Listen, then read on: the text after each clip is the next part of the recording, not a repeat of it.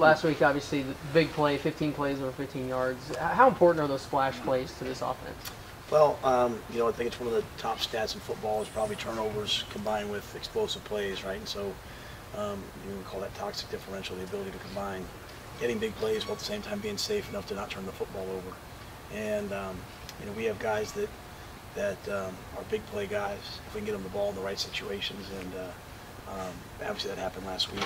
So we're hopeful that we want to be an efficient offense. Run the ball, have the ability to convert on third down, but at the same time, when the play's there, go make it. And that can come through scheme, and a lot of times it comes with guys just making great plays. I thought a lot of guys made great plays last week.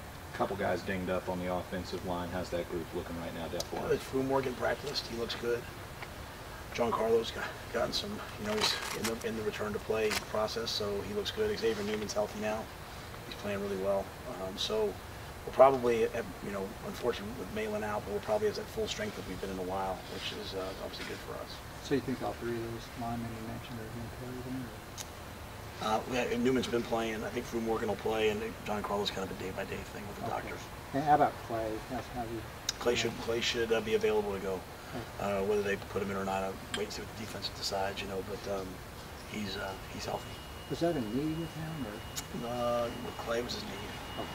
How has Jake looked? Does he look good out there? Yeah, he's just a little bit out of shape. He's missed a lot of camp. And you can run and get in the underwater treadmill and all those cool things we have. But until you're out here with helmet, pads on, and inside run, and then going to the team run play action like we were yesterday, you're not fully there. So Elias is improving, Connor's improving, Jake's improving. So we have a lot of guys we feel like we can put in on the O-line. They played a couple QBs in their first game. Do you prepare for both, or is it just more about what y'all need to do? We prepare for what they do offensively, and Coach Borges is a guy that we have a long, not only history with, but a lot of respect for, and he's a tremendous pro-style coach, and what they've done now is they've added in a lot of the zone read and quarterback run game, and they went tempo in the last game, and they've got receivers who can get open, and so we're preparing for all of that. Also knowing it's game 2, they'll do some things we haven't seen, so. We prepare for all of it. We rep the things we think we're going to see, and at the same time, we continue to try to build our system. And the thing I tell our players is, the issue is always us. We prepare for what we're going to see, but at the end of the day, we control how we play. And so, but yes, I think we're just trying to anticipate. Hey, I think we might get this, we might get that, and also looking at things that have hurt us recently. And sometimes people add those in, so we'll be prepared for all of them. Best we can. Coach, in the Arizona State first UTSA game, Arizona State had 10 sacks and 15 tackles for loss. Are there some takeaways from that game that y'all are going to try to use up front? We're going to do what we do. I think that game, just kind of got away in the second half. So then now you're in more of a pass rush mode, drop back mode. I think the biggest thing for us is our defensive line just playing with an edge. We did a lot of movement last game, and we didn't really finish the movements. We're kind of playing tentatively up front, and that's not really who we are. We want to get off and move and change gaps and try to win with quickness, and didn't really see that from us last week. And so, I like their offensive line. And I know they were under duress because of the score, but they're well coached. They're athletic. They're playing a true freshman. They're playing a JC transfer, so they'll be significantly improved this week from last week, and but I like from them what I see. They have a downhill physical run game. They throw play action. They throw 3-step. They do a lot of things well. So our defensive line, getting Greg back in the second half will help.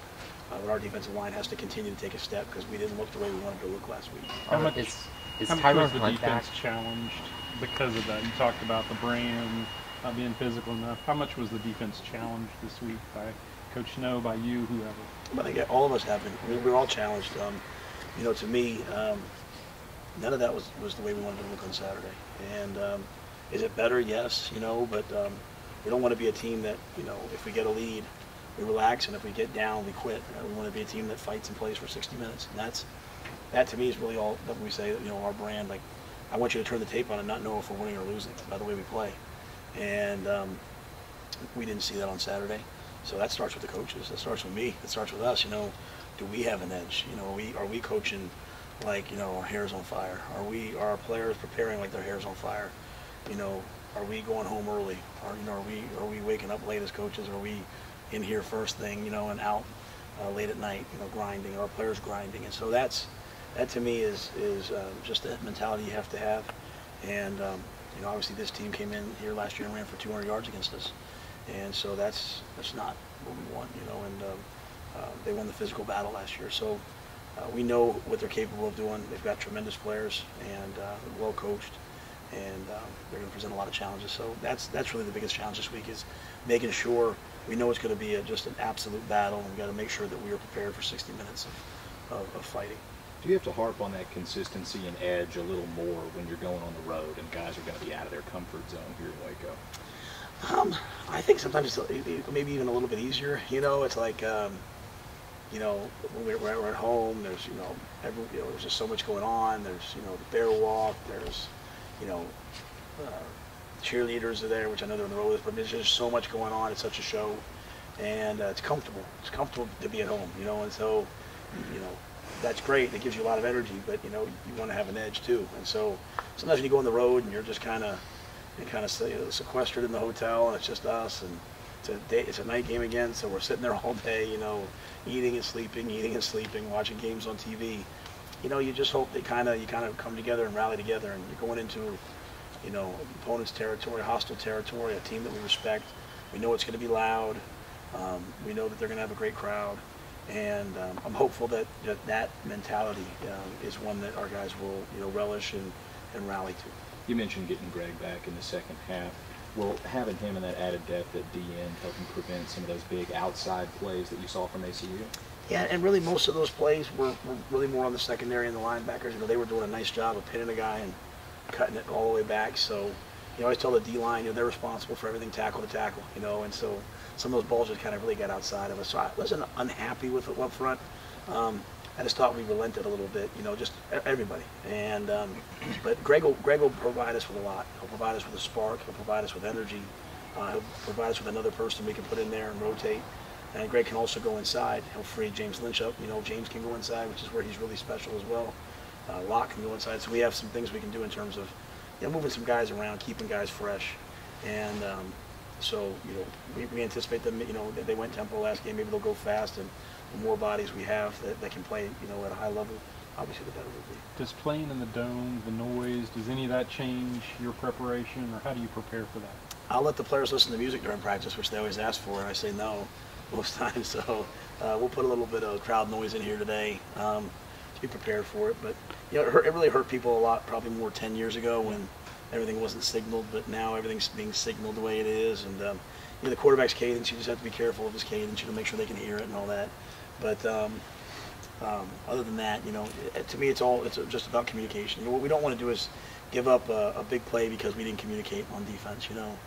And I told the offense, man, it takes something special to be a defensive player. I told the team this today, you know.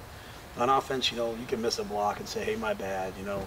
It's 7 yards instead of 11 yards. You can take a play off, and, you know, maybe I take a play off on the O-line and my guy beats me, but the quarterback scrambles. Or, you know, I take a play off and it's 2nd and 10. If I take a play off on defense, or you miss a play on defense, it can be 6.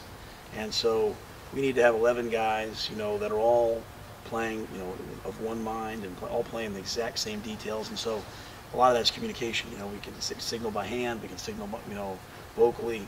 When it gets loud, you have to do a little bit more in terms of hand signaling and fighting to make sure that you get communicated. And so that'll be a challenge. You know, everything's new every time you do it. So we'll replicate it. You know, we replicated it yesterday. We practiced hard yesterday. We'll practice hard today, and see if we can't get ourselves ready. Of all the numbers coming out of last week, what was the most encouraging and what was the most disappointing? 200 or 220 yards rushing, wherever the number was most discouraging. Especially from becoming the big plays that they came on. That was probably frustrating. And encouraging was probably, you know, 23 guys getting their first action. You know, I mean, I think that's going to bode well for us in the future, that many guys got a chance to get in there and play. And you know, if we would have been able to maybe make one more stop a little bit earlier, score one more touchdown, it would have been over earlier. We could have played guys, you know, longer, you know, in the second half. But I think that depth and that experience will help us. I thought running for 295 on offense was also good. You know, we have to be a little more consistent in the run game. But both rushing numbers were encouraging and discouraging. And you know, with the speed that we have outside on you know, both on offense and defense, I'm just hopeful that we have the ability to you know, control the game, you know, run the ball on third down so that we can control the line of scrimmage, stay on the field in all games, and then hopefully have a chance to make explosives. And so you can't make explosive plays if you're not on the field. And so that's why third down and run the ball is so important to creating big play opportunities. Coach, you had that 50-yard field goal. Does that kind of, what does that do for your options in the game, knowing that you've got a kicker that can make it like that? You know, it makes it, it's a great thing to have. It makes more decisions for me, right? You know, because a lot of times if you think you can't make it, you go for it or you punt it. But I mean, that was good from probably 58, you know, and so glad to see Connor kind of hitting his groove right now. You know, the operation, you know, Chris Lutzel, tremendous snaps, and you know, Galitz with the holds. So I like seeing that they're working well in concert. It just allows us maybe to take one more shot in the red zone or be a little bit more aggressive, knowing that, hey, we have points here. And so it's a good thing to have. And I thought it was great to be able to kick the ball off and, you know, kick it into the end zone or out of the end zone. You know, that's just one less opportunity for the opponent to have an explosive play, have an explosive return. So there were some good things in the kicking game, and there were some things that weren't so good, as we all know, in terms of punt returns, and some of our field goal protection wasn't good enough, and we have to shore that up. We're working to shore that up right now. Will Connor have a chance to kick longer field goals if those opportunities present themselves?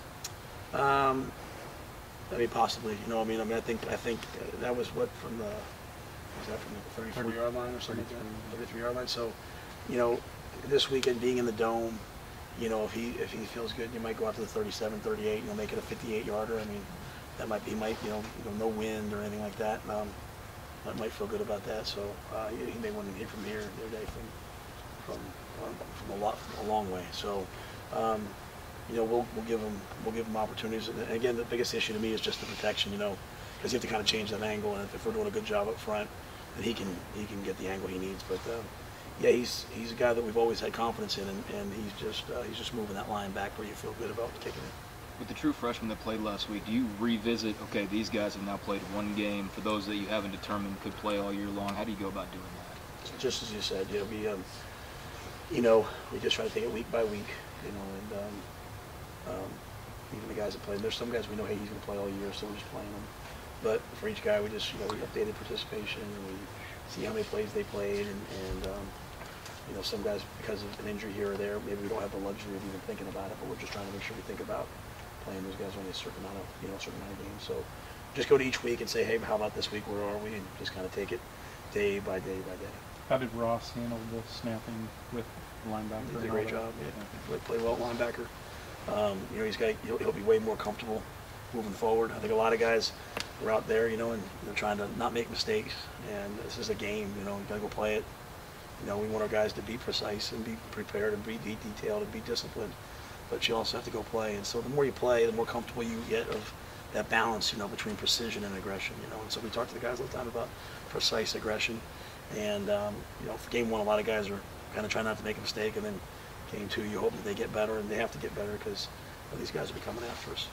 How's Charlie been doing? Does everything look good with him? Yeah, Charlie practiced really well yesterday. He looks great. So he looks like, you know, that the medical staff has done a good job loosening his back up, and looks like it was more of a muscular thing, I think, as opposed to, you know, anything structural. Are Tyrone Hunt and Bryson Jackson going to be available this week? And were there any guys that got banged up after the Abilene Christian game that may not be available? Yeah, Tyrone and Bryson won't be available. Tyrone probably another couple weeks. And for Kedrick Vaughns is right now limited probably. He's just been dealing with a lingering, you know, lower body injury that's bothering him. And so, Blake Lynch will go back and play safety for us, and Henry will play Sam. So hopefully, you know, V will be, hopefully he'll be available on a limited basis, depending on how he feels.